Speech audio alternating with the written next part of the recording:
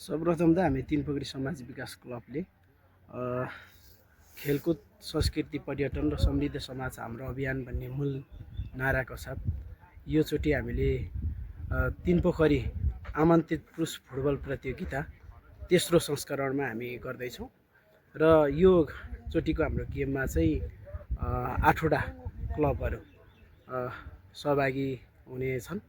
तीमध्येमा जिल्ला बाहिरका 3वटा र आयोजकसहित जिल्लाभित्रका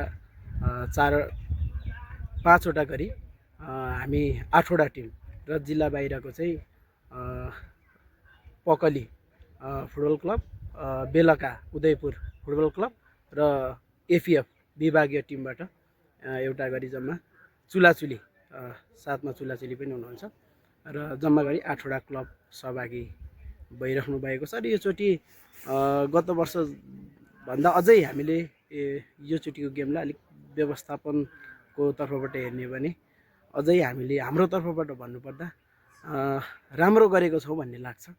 किनकि यो खेल चाहिँ अब चाहिँ हाम्रो फुटबल खेल चाहिँ अरूमा मात्रै निर्भर नभइकन हामी आफै पनि गर्न सक्छौँ भन्ने तरिकाले यो चोटि हामीले अलिकति फरक ढङ्गले यसलाई अलिकति व्यावसायिकमूलक पनि बनाउनुपर्छ भनेर हामी लागिरहेको छौँ र यसलाई हाम्रो क्लबले सुरुवात पनि गरेको छ यो चोटि।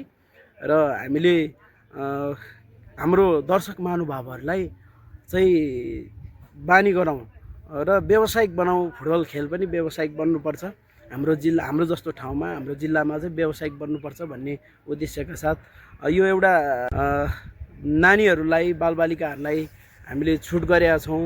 एउटा सानो टिकटको कुरालाई मैले जोडिरहेको छु यहाँनिर।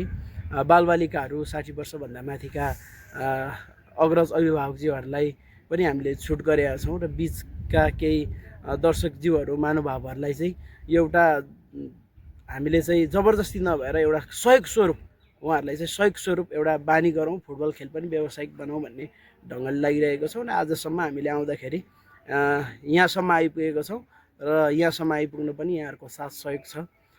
यसको लागि पनि म हृदयदेखि नै म संयोजक भएको हैसियतको कारणले गर्दा धन्यवाद पनि व्यक्त गर्न चाहन्छु। टिकट चाहिँ कति रहने कुरो छ? टिकट सामान्यतया हामीले 50, 100 र 200लाई हामीले अहिले निर्धारण गरेको छौँ। र यो टिकट भन्दै गर्दाखेरि र जोड्दै गर्दाखेरि यो चाहिँ फेरि पनि भन्न चाहन्छु, यो चाहिँ एउटा हामी व्यावसायिक बन्नको लागि एउटा सुरुवात हो। यो जबरजस्ती भन्ने कुरा होइन, एउटा सुरुवातको रूपमा हाम्रो फुटबल खेललाई व्यावसायिक बनाऊ भन्ने उद्देश्यले मात्र। खेलाडीहरूको बिमा पनि गरिएको भन्ने छ नि? हो, खेलाडीहरूको चाहिँ हामीले प्रति व्यक्ति केही दुर्घटना, खेलको अवस्थामा केही दुर्घटना हुनसक्छ भन्ने गत वर्षदेखि नै यो वर्ष पनि हामीले एउटा खेलाडीको 1 लाखको बिमालाई हामीले जोडिरहेका छौँ।